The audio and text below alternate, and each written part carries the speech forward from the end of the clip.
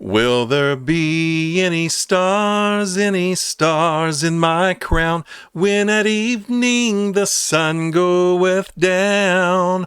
Oh, when I wake with the blessed in the mansions of rest, will there be any stars in my crown?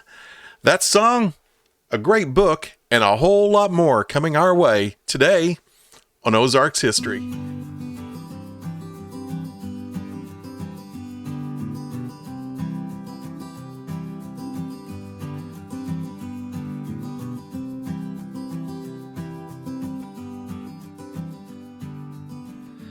Welcome, everyone, to Ozarks History. We are so excited that you have an opportunity to stop by and visit with us and chat for a while. We're going to have a great time today, and I hope you enjoyed that small little snippet of a song. That song's actually called Will There Be Any Stars? I really have a lot of fond memories of this song, and it's a great burial, funeral, cemetery song. I do remember when I was a kid at Decoration Day up in Ozark County. I grew up in a little small place called Mammoth, Missouri, not Mammoth Springs. A lot of people say Mammoth Springs. When I say Mammoth, it has nothing to do with Mammoth Springs, Arkansas. This is Mammoth, Missouri, in the southern part of Ozark County.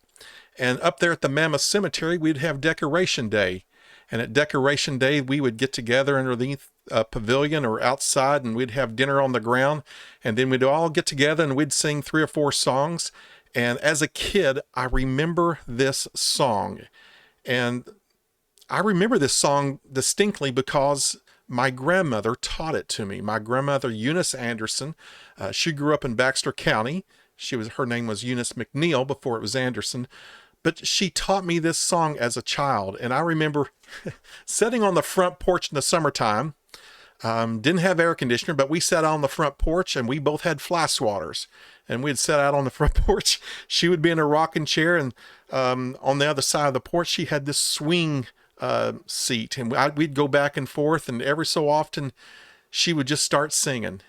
And this is one of the songs that she would start singing, and she would sing it over and over and over with me. And she loved this song. This song was something that she cherished. I remember times that she would start singing this song and she would start weeping and crying, and she'd reach in out of her dress and pull out her handkerchief, and she'd wipe her eyes and blow her nose and stick it back in here. That song just has so much memory and trigger and emotion for me. And I just couldn't help it. I just wanted to sing it to you. I'm not the best singer in the world, but I wanted to sing it to you. It's a really old song written by E.E. Hewitt back in 1897. It's called Will There Be Any Stars? And to this day, I will walk through cemeteries. I go to a lot of cemeteries. I'll walk through a cemetery and I'll read an epitaph, and all of a sudden I will hear my Granny Anderson singing, Will there be any stars in my crown, when the sun of this life goeth down? When I wake with the blessed in the mansions of rest, will there be any stars in my crown? I just wanted to sing that for you. So it's an old song that we would sing in the Ozarks years ago. So I want to go ahead and dive into the next thing we're talking about. Since we're talking about cemeteries, I want to go ahead and talk about a book here that's right over my shoulder. It's called Gone to the Grave. Gone to the Grave was written by an Arkansas Ozark author. Her name is Abby Burnett, and it's the burial customs of Arkansas Ozarks. They were all the way from 1850 to 1950, and she has done a lot of research. And here's a picture of Abby. The one thing about Abby, when she does this research, she just doesn't go through archives and go through books. She will actually go out in the field.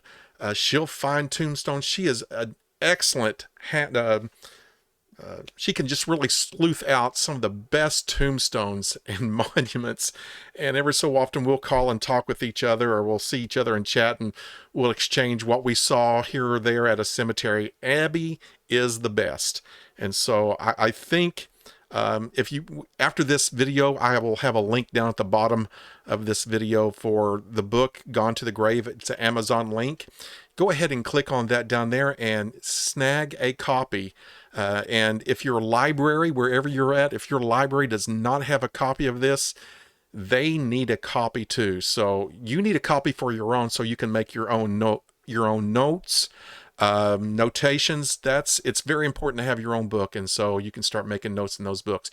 And in her back of the book, I mean, she's got an index, bibliography. As a historian, that's some of the things I look for. The first thing I look for, I flip to the back of the book and I look for the notes, the bibliography, and the index, and how well is it detailed. If, as a historian, when I do research, those are the three things I checked for in the back of the book immediately. So as we're going to go ahead and dive into this book, we're going to take a look at the table of contents.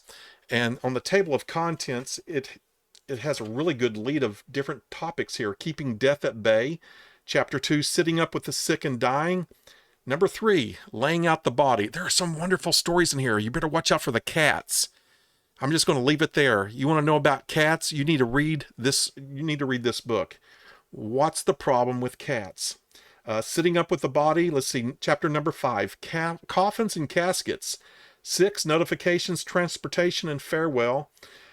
Number 7. Creating graves. Oh my goodness. Creating the graves. Excellent. There's some things in here I did not know about, like split rail fences holding up the soil from a grave. Had no idea about how were they using split rail fences. So we're called marking the graves, funerals and decoration day, childbirth, children and death, disenfranchised death, and chapter number 12, early undertaking.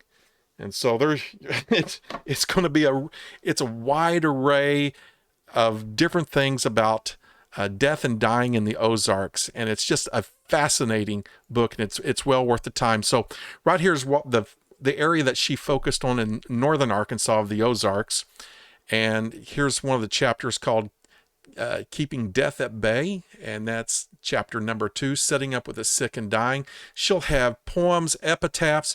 This thing is chock full of all these little things, pictures. You will not be disappointed. You will not be disappointed. Here she is also, like I said, she is not just a writer. She is hands-on, out in the field, investigating and doing things like that. Here's some of the pictures we have here. This is one of the pictures that she took, actually. And I just love this picture. Look what's going on right here. This funeral procession. We've got the horse-drawn wagon, and then we got the old cars, and just a wonderful thing. Back in her book, about page 152, is a story that just really hit home for me.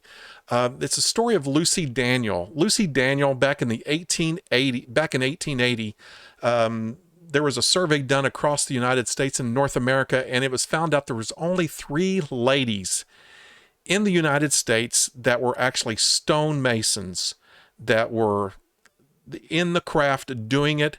And one lady was from the Ozarks. She learned stonemasonry in Springdale, Arkansas, with her dad, Isom Daniel.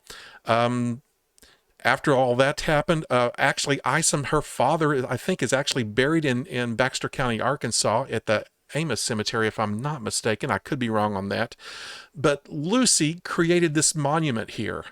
For those who have never been to Pea Ridge, Arkansas, this is it.